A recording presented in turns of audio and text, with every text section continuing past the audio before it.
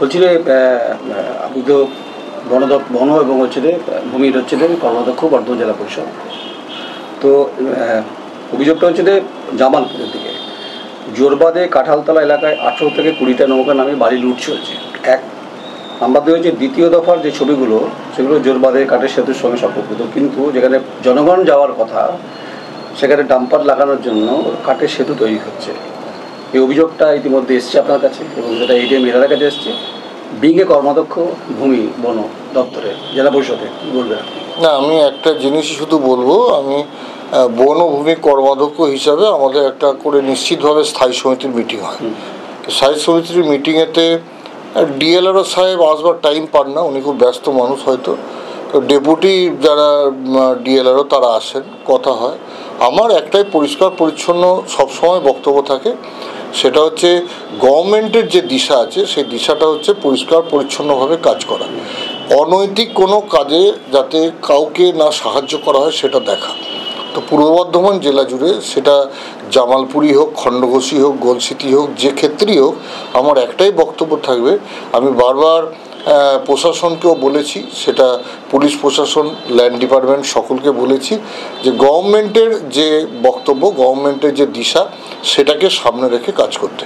আমি ডাইরেক্টলি বন ও ভূমি কর্মাধ্যক্ষ হিসাবে কোনো জায়গাতে কোনো বালির খাত কোনো জায়গা আমি এনকোয়ারি করতে যেতে পারি না, যাইও না। আমার কাজ হচ্ছে তাদের সঙ্গে আলোচনা করে উপদেশ দেওয়া, সাহায্য করা, সেটাও করি।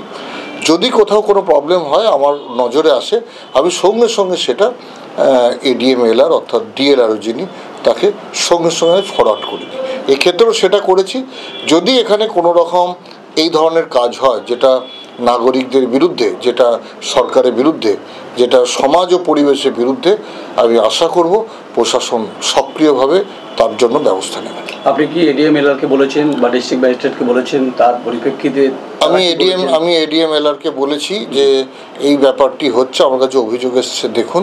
উনি আমাকে বলেছেন যে না, ওখানে খুব লিগ্যাল কাজ হচ্ছে, তবু আপনি বললেন যখন দেখে নিচ্ছি। আপনি লিগ্যাল কাজ তার কাগজপত্র দেখতে চেয়েছেন? আমি বলেছি, তিনি কাগজও পাঠিয়েছেন।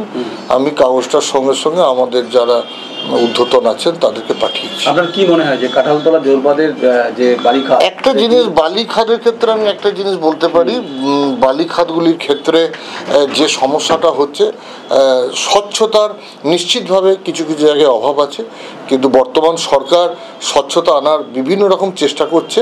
প্রত্যেকের উচিত এ ব্যাপারে সহযোগিতা। কিন্তু পার্টিকুলার কাঁঠালতলা জোরবাদের যে বালিখাত, সেটা কি ইলিগাল না লিগাল? এটা কে বিচার? না, পেপারটার একটা ব্যাখ্যা আছে। ওখানেতে যে বালিটা তোলার কথা বলা হয়েছে সেই বালিটা মূলত এনএইচের কাজের জন্য। আমি চাইবো যে ওখানে বালিটা এনএইচের কাজের জন্যই শুধু যেন ব্যবহার করা হয়, সেইটাকে দেখিয়ে যেন বালি বিক্রি বা বালি লুট না হয়। যদি এই ধরনের কোনো সত্যতা থাকে অভিযোগের মধ্যে, নিশ্চিতভাবে তাদের বিরুদ্ধে প্রশাসনিক ব্যবস্থা নেওয়া হয়। এনএইচের কাজের নামে বালি তোলা হচ্ছে ঠিকই, কিন্তু বালি চলে যাচ্ছে অন্যত্র। এই ধরনের অভিযোগ থাকলে এলাকার যিনি ওসি আছেন তিনিও জানতে পারবেন, এলাকার যিনি ওখানে জামালপুর থানার ওসি জানতে পারবেন, জামালপুর এলাকার যিনি বিএলআরও আছেন, বিডিও আছেন, তারা জানতে পারবেন। তাদেরকে আমি আরেকবার জেনে নেব, যদি সেরকম থাকে নিশ্চিত ব্যবস্থা নেওয়া হবে। বেশ কিছু অভিযোগ আছে জামালপুরে ইললিগাল ঘাটও চলছে। আমি চাইছি যে অভিযোগটা মৌখিক থাকলে হবে না, অভিযোগটা রিটিন আকারে আসুক না।